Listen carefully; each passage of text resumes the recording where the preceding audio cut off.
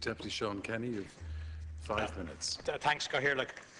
I welcome the Defence Forces Second World War Amnesty and Immunity Bill 2012. Last June, the Minister for Defence apologised to Dáil Éireann on behalf of the Government for the manner in which those members of the Defence Forces who left to fight on the Allied side during the Second World War were treated after the war by the Irish state. As part of the announcement, the Government also committed to introducing legislation to grant an amnesty to those who absented themselves from the Defence Forces without leave or permission to fight on the Allied side.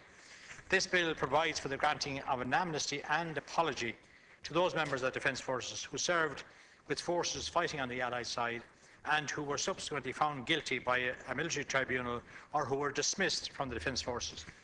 It would also provide immunity from prosecution to those who were or still are liable to be prosecuted for desertion or being absent without leave. The Second World War gave rise to circumstances that were grave and exceptional. Indeed, in Ireland, that period was referred to euphemistically as the emergency. Members of the Defence Forces left their posts at the time to fight on the Allied side against fascism and played an essential role in defending freedom and democracy in Europe. Those who fought on the Allied side also contributed indirectly to protecting this state's sovereignty, independence and democratic values.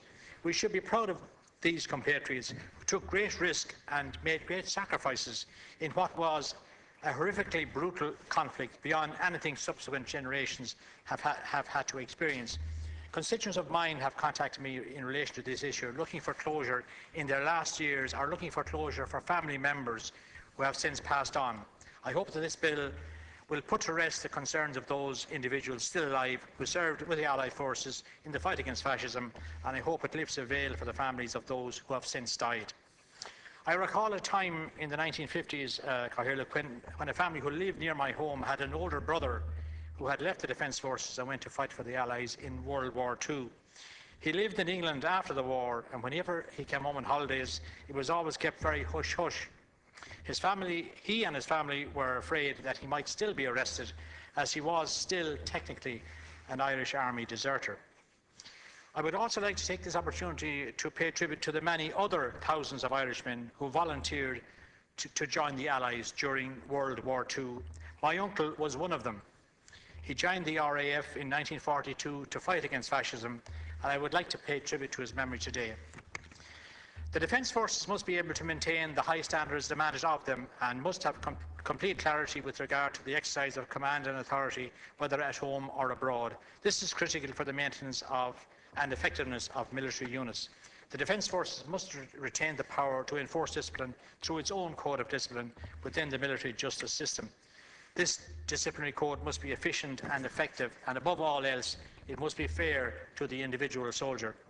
Desertion from the Irish Defence Forces, as with armed forces the world over, is regarded as a very serious offence. It is at the heart of the system of military discipline. When an individual takes a solemn oath at the commencement of his or her enlistment, he or she cannot leave without permission or decide not to be available for duty.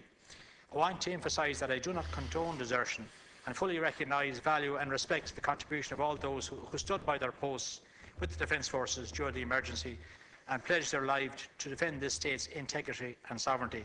That said, I believe it is accepted by most people today that the majority of those who left the Defence Forces during the Second World War and who went on to fight against fascism did so out of a sense of idealism and with a commitment to protecting democracies from tyranny and totalitarianism. That is the reason for this bill.